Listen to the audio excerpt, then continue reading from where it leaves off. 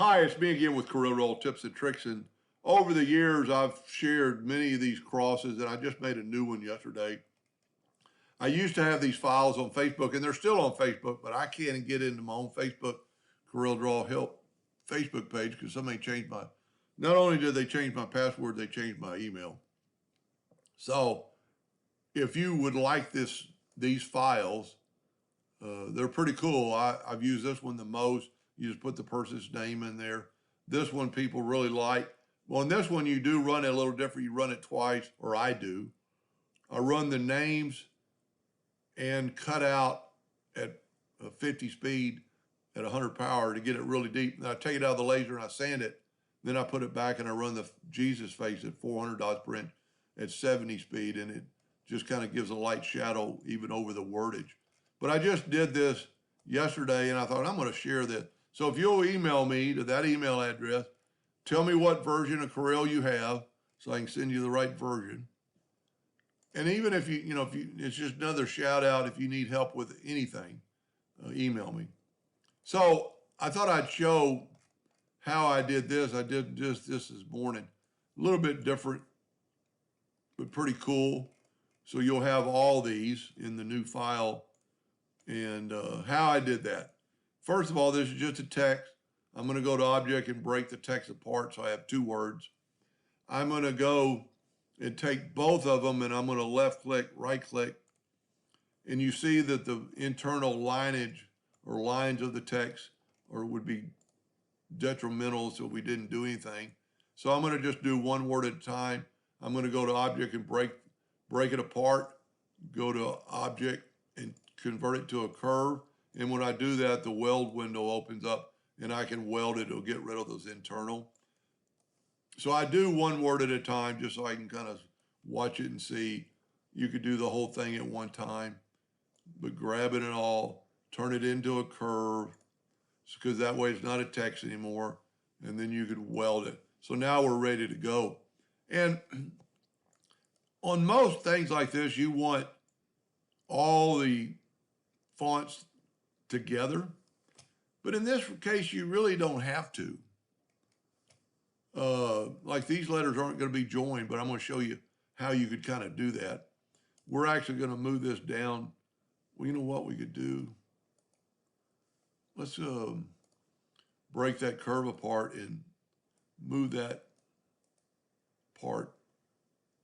Maybe we'll have it where it'll touch or almost. It doesn't matter in this case because we're not going to actually do too much with this. Now what we're going to do is smart fill, and we're going to see how big this is.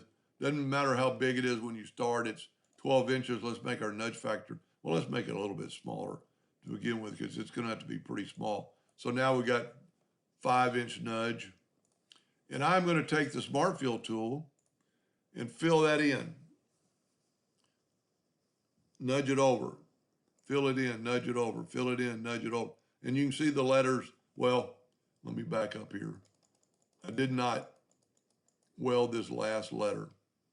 Well, we don't have to worry about that. On this, what I'm going to do is just, instead of welding, I'm just going to cut that out. And you know what? I am going to get rid of these so I won't get confused. Now I'm going to take the Smart Fill tool and fill them all in.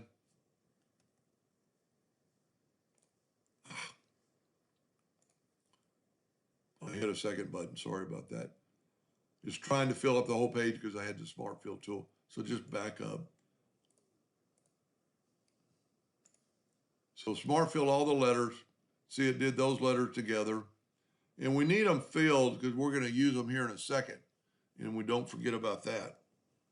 So we've got the letters. We're going to go and group these together, Control G. Because we're going to take all these and use the boundary tool. And I'm going to nudge it down pretty far away and then go to effects and contour. We're going to contour the outside with rounded. So outside with rounded corners, 0.2 of an inch. That's pretty good. We're going to go to object and break the contour apart. And then we're going to put this up here and we'll actually move it over there and we'll make it a hairline. So now we can get rid of all this because we're actually going to engrave this and cut it. But we don't want the letters to cut out. So what we're going to do, we're going to take it all, move it over where we just kind of see where it's going to fit. Still too big. I just want the two edges touching. And you could put this wherever you wanted into it. I'm going to put it where I did in the original. So we just want it where it's just touching. Now, this is pretty important, is to take the word and move it out of the way and right click, no outline, because we don't want that to cut out. That's pretty important. So instead of welding this, we're just going to use the Smart Fill tool or the virtual segment delete key to delete these extra lines, and just kind of imagine where the line is going to go. And you could do this with anything. So that's ready to go, but I'm going to go and Smart Fill the whole thing and then nudge it over so it's sealed all our joints and go left hairline. And now we can nudge the wordage back over and we're going to engrave that, and then we just delete that. So you're going to get, if you email me, I'm pretty responsive to emails. I check it a couple times a day. You'll get all these files for you to use. I mean, there's a Navy, you know, if the man was a Navy man, if he was just a patriot, Air Force, Marines, Last Supper, they're all a little different. This is the Last Supper engraved. This is the Last Supper engraved and cut out a little bit. This is the Last Supper that everything is cut out. And then this is the most popular one, the Amazing Grace. And then this one. And then the new one, if you ever have a couple that die and you want to add both of their names. Anyway, I hope that helped. Thank you for watching.